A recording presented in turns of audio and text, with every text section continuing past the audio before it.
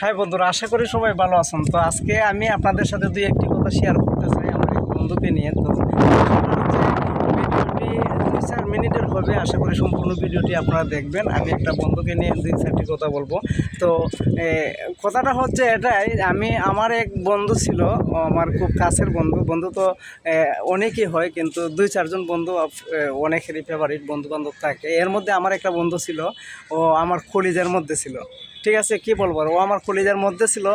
তো মনে করেন ছোটোবেলা থেকে একসাথে চলছে আমরা, আপনার 24 ঘন্টায় বলতে পারেন একসাথে থাকছে, শুয়েছি, খাইছি, একসাথে খেলাধুলা সহ বিভিন্ন জায়গায় ঘুরছি ফিরছি, অনেক কথাবার্তা বলতে এত স্মৃতি আমাদের মধ্যে জমানো আছে দুজনের, এত স্মৃতি জমানো আছে আমাদের দুজনের মধ্যে, যা যা এখন এই মুহূর্তে আমার মনে হলে আমার খাদ্য ইচ্ছে করে। তো কথাটা হচ্ছে, বিষয়টা হচ্ছে আপনাদের সাথে শেয়ার করি।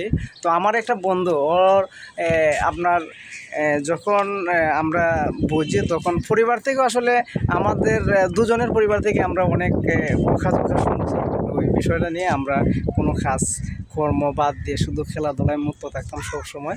তো এই এক পর্যায়ে ও হয়তো বা বড় হয়তো সবাই চায় যে রুজি রোজগার করার জন্য পরিবার থেকে ওকে বাইরে পাঠানো হয়, প্রবার জীবনে পাঠানো হয়। তো প্রবার জীবনের ওর এক যুগ পেরিয়ে গেছে। প্রবাসে যাওয়ার পর মনে করেন যে 2-3 বছর পর্যন্ত আমার সাথে যোগাযোগ ছিল, ছিল না যে তা না, 2-3 বছর আমার সাথে যোগাযোগ ছিল। এক পর্যায়ে কীভাবে জানি না, ওর নাম্বার আমার কাছে নাই। ও আগের যে নাম্বারটা ছিল ওই নাম্বারে যোগাযোগ করলো, ওরে আর পাওয়া যায় না। তো নাম্বার চেঞ্জ করছে, চেঞ্জ করার পরেও ও তো অবশ্যই ফোন ইউজ করে। বর্তমান যুগে তো ফোন ছাড়া কেউ নেই, ও ফোন ইউজ করে, কিন্তু ওর নাম্বার আমি পাই না, ওর সাথে কোনো যোগাযোগ নাই। একসাথে আমরা আগের মতো কথা বলতে পারি না আগের মতো করে।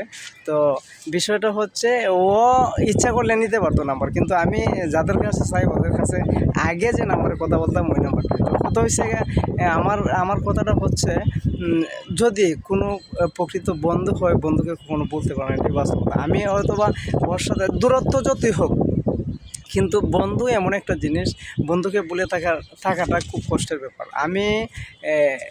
আমি যখন ওর কথা মনে হয়, বিশ্বাস করবেন কিনা জানি না, আমার পূর্বের স্মৃতিগুলো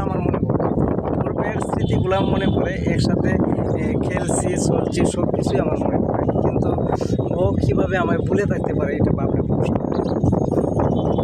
সত্যি ওই জিনিসটা ভাবলে আমার কষ্ট হয়। তো মনটারে ওইটা বলে সান্ত্বনা দিচ্ছি যে হয়তো বা জানি না কী জন্য আমায় বলছে, কিন্তু যেহেতু বইলে গেছে আমারে, ও হয়তো বা আমাকে মনে নাই। আমার মতো বন্ধু আরও অনেক ওরা আছে। যাই হোক, আমি চাইবো সমাজের প্রত্যেকটা মানুষের বন্ধুবান্ধব থাকে। আমি প্রত্যেকটা মানুষের কাছে আমি রিকোয়েস্ট করব, আপনাদের কাছে রিকোয়েস্ট করব, আপনারা যারা ছোটোবেলা থেকে বড় হয়েছেন, একসাথে খেলছেন, ঘুরছেন ফিরছেন, সবারই বন্ধুবান্ধব থাকে ছোটোবেলা থেকে। যারা ছোটোবেলা থেকে একসাথে আপনাদের যে বন্ধুবান্ধবগুলো আছে, আমার রিকোয়েস্ট থাকবে আপনাদের কাছে, আপনারা যে রকম পরিস্থিতি হোক, ওই বন্ধুদের আপনারা ভুলবেন না। সত্যিকার অর্থে ওরাই আপনাদের প্রকৃত বন্ধু, আর ওরাই আপনাদের কলিজার বন্ধু। তো আমি বন্ধু হয়ে আসলে বন্ধুর মনে আঘাত দিতে আমি চাই না। ও আসলে হয়তো জানি না কী জন্য আমার বইলে গেছে। তো আমি চাই ও যেখানেই থাকুক, যেভাবে থাকুক, ওই যেন সুখে থাকে, শান্তিতে থাকে, এটাই চাই। আর আপনারাও চাইবেন আপনাদের বন্ধুদের সাথে সুসম্পর্ক রাখার, ভালো রাখার, একসাথে চলার। যদিও কর্মক্ষেত্রে গিয়া একজন আমরা এক জায়গায় থাকি, কিন্তু বন্ধুর যে সম্পর্কটা, ওইটা যেন, বন্ধুত্বের বন্ধনটা যেন এভাবেই থাকে। আপনার ছোটোবেলায় যেভাবে ছিলেন ওইভাবেই যেন থাকে, বন্ধুত্বের বন্ধনটা যেন ঠিক মজবুত আকারে থাকে। এটাই আমার সকলের কাছে রিকোয়েস্ট থাকবে। আপনারা বন্ধুকে বন্ধুর মতোই রাখবেন, বলবেন না, বন্ধুকে শত্রু বানাবেন না। ধন্যবাদ সবাইকে। অবশ্যই আমার ভিডিওর নিচে একটা মন্তব্য করে যাবেন। ধন্যবাদ। আবারও দেখা হবে নতুন কোনো ভিডিওতে। ততক্ষণ ভালো থাকবেন। ধন্যবাদ সবাইকে।